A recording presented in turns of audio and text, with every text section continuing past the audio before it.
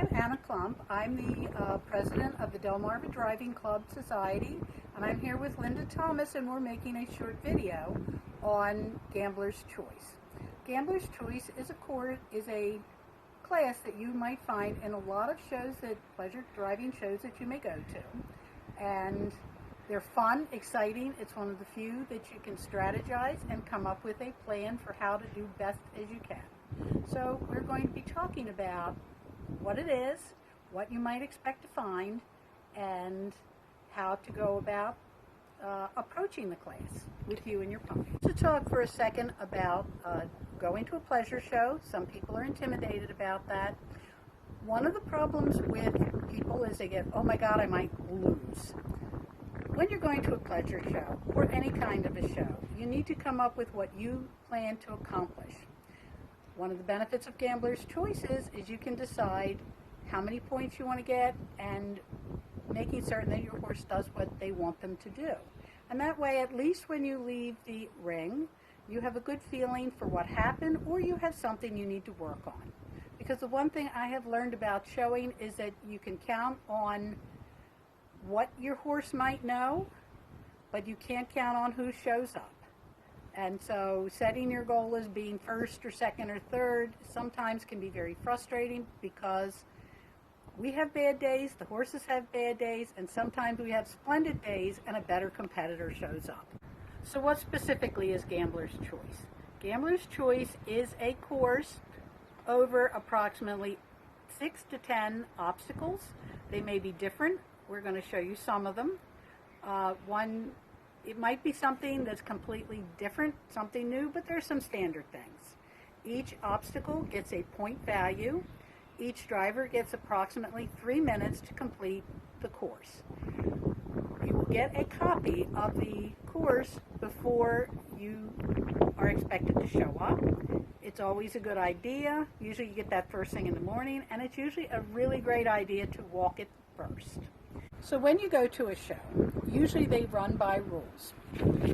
This is an old copy of the American Driving Society rule book, and there are shows that are not recognized, such as the Delmarva Driving Club show, but still use this as a resource and use many of the rules for the individual classes and the descriptions and the point value from this book. The American Driving Society, if it's an American Driving Society show, you have to go by this rule book. An unrecognized show can vary things if they want, make things a little different. That being said, this is a good resource. There's an up-to-date rule book on the ADS website that's available to anyone that wants to look at it. And whether you're going to a recognized show or an unrecognized show, it's always a good idea to peruse this first, to get an idea of what might be expected and what might not be considered acceptable. The map of your Gambler's Choice should be available to you prior to the class opening, and usually it's available at the secretary stand. Sorry about the wind. Usually it's available at the secretary stand by about 8 o'clock in the morning.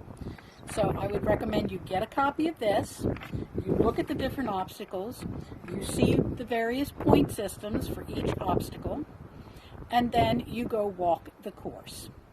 Now, again, this is one of the classes where you can strategize. So know what you and your horse can do. For instance, we have a little wooden bridge here. It's worth 15 points. However, if your horse stops and refuses, you have to stop trying to attempt that obstacle. You can do one of the others and then come back and try it again, but you don't get your points until you actually cross over. If your horse has never seen a wooden bridge, it might just be a good idea to show it to them and make a mental note that says, hey, I need to get a piece of plywood and have my horse walk over a piece of plywood, and train at home. Don't lose valuable time trying to do something that you and your horse cannot do. Remember one thing, the judge has ultimate say-so over anything.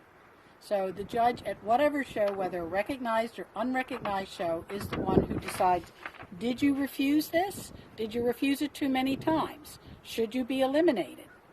If you have any questions about what the judge does, let the show secretary know, and usually the judge will address it after the class. And if the judge feels that you have a reason for not being eliminated, if that happens, they may award you the points that you did earn. With a gambler's choice class, the usual length of time that you have to accomplish as many points as possible is 3 minutes. One of the things that the judge can decide is whether or not, when the bell rings, if you have been committed to an obstacle. If you're down here with our U-turn and your horse's nose has not gone into the U-turn, but you keep going before you go over the finish line, the judge can decide not to give you points for that, but give you the second penalties for how long it takes you to go over the finish line. So make it very clear that if, when they ring the bell for the 3 minutes, that you are committed to an obstacle. If you are not, head right to the finish line. So how do you get points? First of all, you have to complete an obstacle. You have to complete it without knocking anything over. You have to clear the obstacle, and you can do the obstacle as many as 2 times, but not in succession. So here's where the strategy comes in. Let's say you do the U-turn, and then you say, oh, I can do the T-turn, and we'll explain exactly what that means in a little bit when we go out on the course and we see the actual obstacles. We'll walk them first and then demonstrate them with the pony. You can do the T-turn, come back, do your U-turn again for your second set of 15 points, and that is okay. But you want to give some thought to how many of these can I do? What am I going to do with the most flowing and smooth run? And then decide, okay, this is what I'm going to do to get the most number of points without elimination or penalties. And that we'll talk about next. One of the other things to keep in mind is this is a drive the course at your choice. These are not numbered. You can do them in whatever order you want. You can choose not to do something. You can choose to do something twice, just again, not back to back. And you want to keep that in mind when you do this. Just remember, you don't have to do them in any specific order. You don't have to say, oh, the T-turn's on the left, and then there's the bridge, and then there's the backup, and then I do this, and then I run through here. You can do it in whatever order that you want to do. Let's talk a little bit about penalties. If you do certain things, you are going to lose points. If you knock over an item, you are going to lose 5% of your accrued points. If you canter, you're going to lose some of your accrued points. Now, if your horse pops 1 or 2 little canter steps in, that's fine. If you go 4 steps, that's the first occurrence. If you stop and bring them down to a trot and you do it again, then you lose more penalty points. If your horse canters more than 6 strides or you canter more than 4 times, you are eliminated. That, as far as I can see from the rule book, is the only reason why you get eliminated. For the rest of it, you get penalty points. And for every second, if you're way up here when the bell rings and you finish that obstacle and it takes you 15 seconds to get out there, out the finish line, then you will get time penalty points added. Generally speaking, high point wins. So how do we decide who places how? First of all, it is by the most number of points, minus penalties, but I've seen very few people actually accrue penalties at these things. And then if there's a tie between 2 people, let's say 2 people each got 60 points, then the time will determine who gets, say, second or who gets third. And that will depend on how many seconds it took you to go over the finish line. Ultimately, keep in mind, it is the judge's decision. So if the judge has a reason to put you second or third, again, over or fourth, and you question that, again, go to the show secretary, or if you're at a recognized show with enough participants, go to the technical delegate and ask what happened. Please don't complain about show management.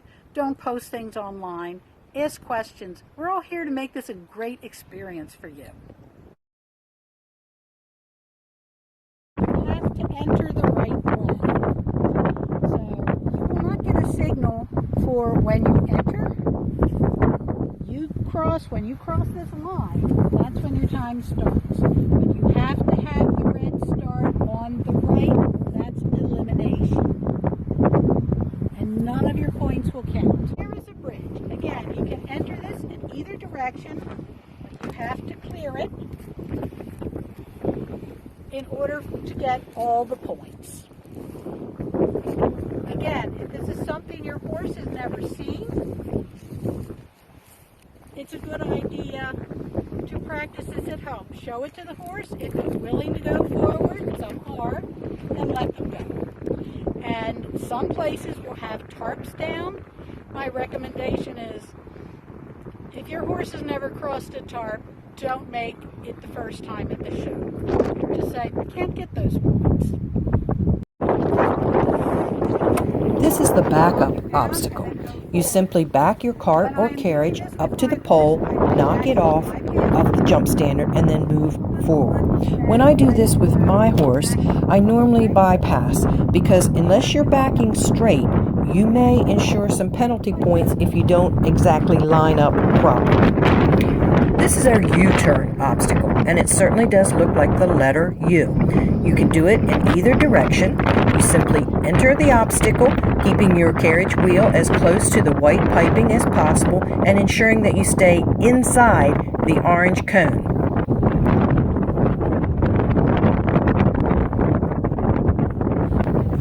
This is the T-turn obstacle. Upon entering the obstacle, you can turn either to your left or to your right. This is an important part of the strategizing. Take a look at the terrain. See what is the easiest part where you can back up safely and smoothly. Once you back up, then you simply exit out of the obstacle. Make it ring and then be on. You can actually do this one while driving if you're good with your whip. This next obstacle is an L turn. It can be entered in either way. You need to go, turn right, or come in and turn left. Again, this can be done either way. A lot of people will do this twice. Next is our beanbag. If you are beanbag, so look at this, you get 5 points just for picking up the beanbag.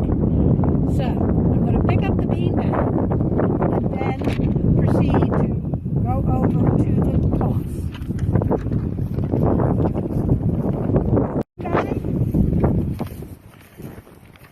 If you're very clever, you can just keep driving.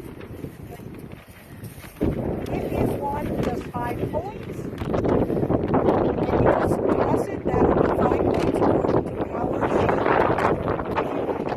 If you want 10 points, I'm going to just talk about this, and then I'm going to, at a later point, drive it, because I think this one is easier to understand if you drive.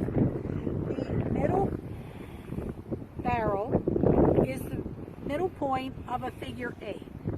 You want to drive a circle and then drive another circle. This last obstacle is called the straightening. The goal of this obstacle is to keep one of your carriage wheels between of the flat boards laying on the ground without your wheel touching either of the boards until you are fully out of the obstacle.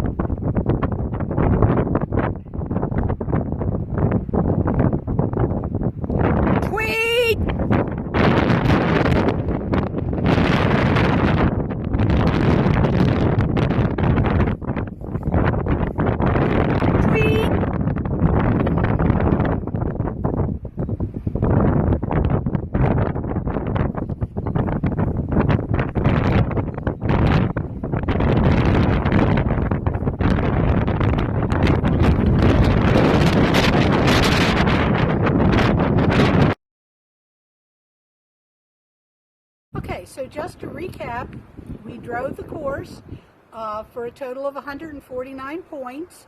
I knocked over the hay bale, so that would be minus 5 points. And it took me 3 minutes and 18 seconds because I was committed to the figure 8 at the time the bell rang. And it took me 18 seconds to complete that and go over the finish line. If someone else had the same number of points but finished it in 3 minutes and 4 seconds, they would be placed above me. As you can see, I did not do all the obstacles. I chose the one I knew my pony could do proficiently.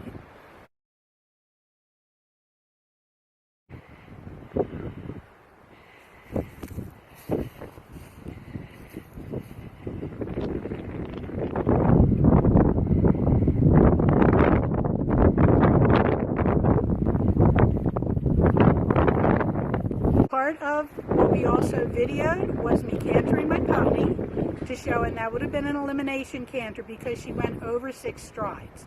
I do want to let you know that my horse, Mighty Aphrodite, shows at the intermediate level in CDE. She's very comfortable cantering harness. Please do not try that at home unless you're doing it with a professional or someone who is familiar with what to do, because these things can quickly get out of hand and cause crashes.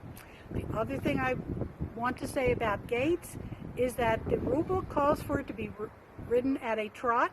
However, if you feel comfortable at a walk, ask the judge if you can walk it. So that is it for our video on Gambler's Choice. Thank you for joining us. If you have any questions about anything that you've seen, please send an email to our group email, and our secretary will direct it to the appropriate person, probably myself or Miss Linda. Thank you very much again. I hope you've enjoyed this video and learned something.